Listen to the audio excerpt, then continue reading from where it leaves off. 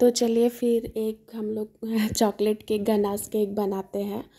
तो इसमें मैं चॉकलेट का बहुत ज़्यादा यूज़ की थी। इसके क्रीम में भी मैंने चॉकलेट डाला हुआ था, व्हिप्ड क्रीम व्हिप्ड करके उसमें गनाश मिक्स करके बनाया था, क्योंकि थोड़ा चॉकलेटी बनाना था।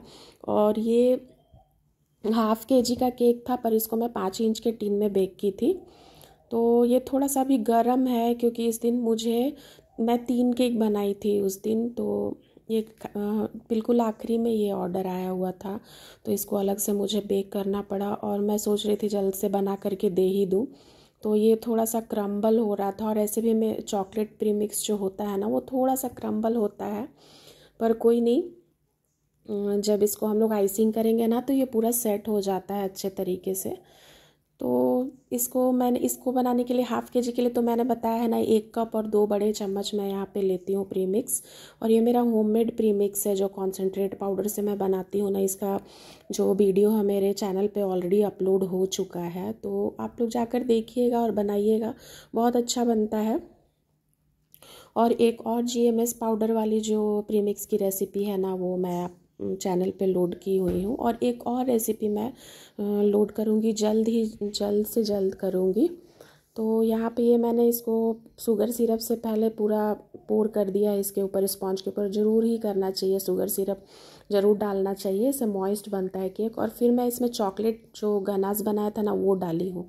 फिर ऊपर से ये क्रीम मैं डाल रही हूँ। क्रीम में भी मैंने गनाश अच्छे तरीके से मिलाया था, वो मैं दिखाई नहीं हूँ, किसी अगले वीडियो में मैं दिखा लूँगी, क्योंकि थोड़ा सा जल्दी रहता है तो सूट नहीं हो पाता है कि हाँ ये भी दिखा दो, ये भी दिखा दो।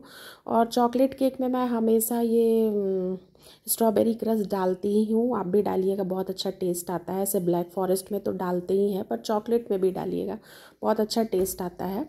और आप नहीं भी डाल सकते हैं, क्योंकि ये तो चॉकलेट गनाश केक है, तो इसमें स्ट्रॉबेरी का कोई काम नहीं है। मुझे पर्सनली बहुत पसंद आता है, इसलिए मैं कस्टमर को भी देती हूँ।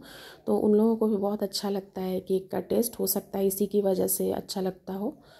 तो ये मैंने 3 लेयर में इसको कट किया हुआ था, और इस तरीके से मैं गनाश और ये डाल रही हूँ। और गनाश को मैं स्पॉन्ज के ऊपर भी डायरेक्ट डाल रही हूँ, जैसा कि आप देख ही रहे हैं। तो मेरे चैनल पे अगर आप लोग नए हैं तो मेरे चैनल को लाइक कर दीजिए, शेयर कीजिए और सब्सक्राइब ज़रूर कर लीजिए और देखा कीजिए, क्योंकि कुछ तो ज़रूर, अगर आप केक में इंटरेस्टेड हो तो आपको कुछ तो जानकारी ज़रूर मिलेगी मेरे चैनल पे।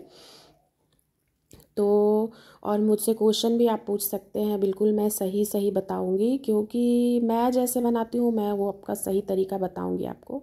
और जैसा कि मैं हमेशा करती हूँ, आखिरी वाली लेयर को ऊपर में रखती हूँ, क्योंकि इसमें इवेनली थोड़ा सा आइसिंग होता है इसलिए। और ऊपर वाले लेयर को भी ज़रूर शुगर सिरप से अच्छे तरीके से कोट करना चाहिए। तो ऐसा है, तो आप एक बारी ज़रूर मेरे तरीके से भी बनाइए, और मेरी डिज़ाइन आपको कैसी लगती है, क्योंकि मुझे जिनको देना रहता है उन लोगों को सिर्फ केक मेरा जो केक का टेस्ट है वो उन लोगों को पसंद आता है। डिज़ाइन वो मुझे खुद ही बोलते हैं आप अपने तरीके से बना दीजिए। तो मैं सिंपल डिज़ाइन डाल देती हूँ, जो गनाश का डिज़ाइन रहता है या ब्लैक फॉरेस्ट का, या जो जो मार्केट में मिलता है, बेकरी स्टाइल ही डिज़ाइन रहता है ज़्यादातर।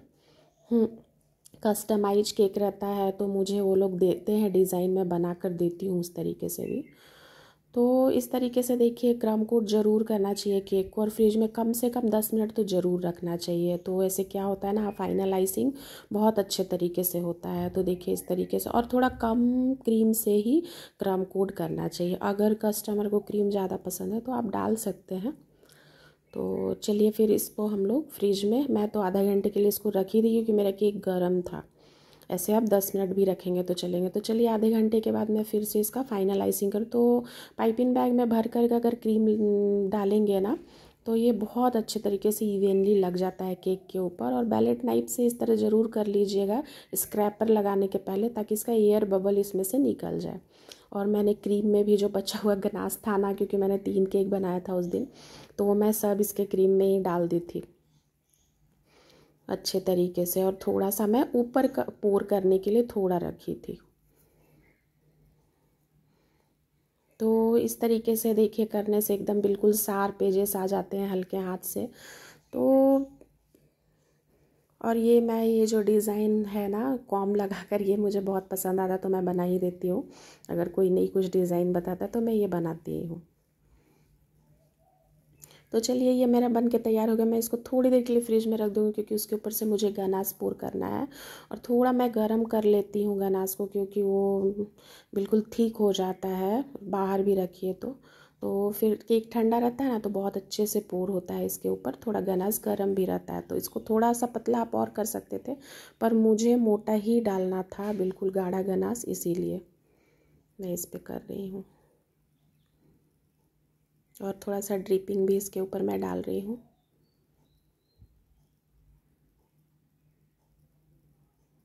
तो ये देखिए इस तरीके से मेरा गनाश अच्छे तरीके से लग गया। अब इसको मैं थोड़ी देर के लिए फ्रिज में रख दूँगी। तो थोड़ा देर फ्रिज में रखने के बाद मैं इसको निकाल ली हूँ।